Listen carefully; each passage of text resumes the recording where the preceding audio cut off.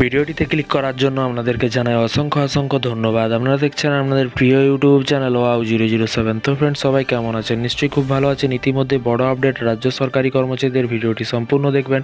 চ্যানেলে যারা এই ভিডিওটি প্রথম দেখছেন অবশ্যই চ্যানেলটিকে সাবস্ক্রাইব করে পাশে থাকা বেল আইকনটিতে প্রেস করে রাখুন পরবর্তী নতুন আপডেট পাওয়ার জন্য। কি বলা হয়েছে চলুন দেখে নেওয়া যাক। এখানে বলা হয়েছে পশ্চিমবঙ্গ রাজ্য সরকারি কর্মচারীদের আবার কিন্তু বেতন বাড়ালেন কিন্তু মুখ্যমন্ত্রী। জানুন কাদের কত টাকা বেতন বৃদ্ধি করা হচ্ছে। এখানে বলা হয়েছে রাজ্য সরকারি কর্মচারী মহলে কিন্তু খুশির হাওয়া। এবার কিন্তু স্যালারি বৃদ্ধি করা হলো, সিদ্ধান্ত নিল কিন্তু রাজ্য সরকার। পশ্চিমবঙ্গ সরকারি কর্মচারীদের জন্য নতুন একটি বিজ্ঞপ্তি জারি করেছে কিন্তু সরকারের তরফে। যে বিজ্ঞপ্তিতে কিন্তু স্পষ্ট উল্লেখ করা হয়েছে যে ফের বাড়ছে কর্মচারীদের বেতন।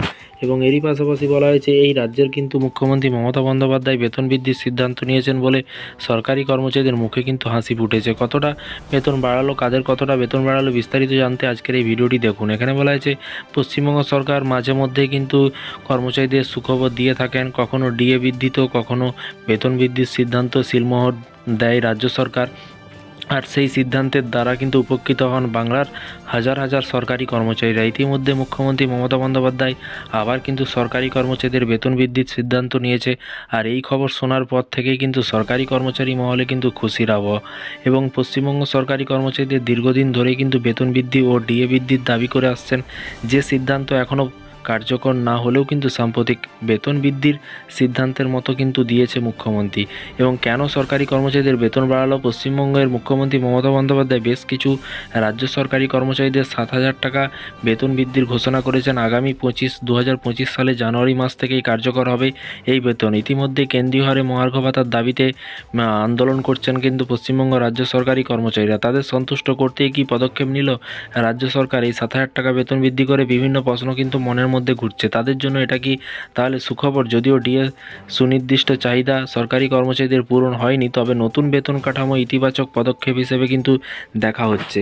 তো সূত্রের খবর যে রাজ্য এবং কেন্দ্রীয় সরকারের যৌথ উদ্যোগের ভোকেশনাল এবং কম্পিউটার লিটারেসি প্রকল্পের কিন্তু অধীনে কর্মরত সকল আইটিসি কম্পিউটার শিক্ষকদের জন্য কিন্তু এই বেতন বৃদ্ধির ঘোষণা, যে সিদ্ধান্তে তাদের উপকৃত করবে। নতুন বেতন কাঠামোর অধীনে কিন্তু এবার থেকে 5 বছরের অভিজ্ঞ সম্পন্ন কর্মচারীরা সর্বনিম্ন 21,000 টাকা করে কিন্তু বেতন পাবেন। 10 বছর চাকরি করার পরে বেতন বেড়ে 26,000 টাকা হবে। আর 15 বছরের পর তা কিন্তু বেড়ে 32,000 টাকা করা হবে। আর 20 বছর পরে কিন্তু তাদের 39,000 টাকা করে কিন্তু তারা বেতন পাবে। এর আগে কিন্তু চুক্তিভিত্তিক শ্রমিকদের বেতন বৃদ্ধির বিষয়ে রাজ্য কিন্তু ছিল অস্পষ্ট নিয়ম। আর এখন কিন্তু সরকারি সিদ্ধান্ত নিয়েছে যে তাদের অভিজ্ঞতা এবং কর্মক্ষমতার ভিত্তিতে প্রতি বছর তাদের জন্য কিন্তু বেতন পর্যালোচনা এবং সংশোধন করা হবে। আর এই পদক্ষেপ তাদের ভালো আর্থিক নিরাপত্তা দেবে বলেও কিন্তু আশা করছে সরকারি কর্মচারীরা। যদিও কয়েকজন সরকারি কর্মী এই বেতন বৃদ্ধিতে খুশি হলেও কিন্তু অন্যরা কিন্তু এখনও অসন্তুষ্ট। বিশেষ করে কেন্দ্রীয় হারে ডিএর চাহিদা বা ডিএর দাবিতে কিন্তু অসম্পূর্ণ রয়ে গিয়েছে সরকারি কর্মচারীদের।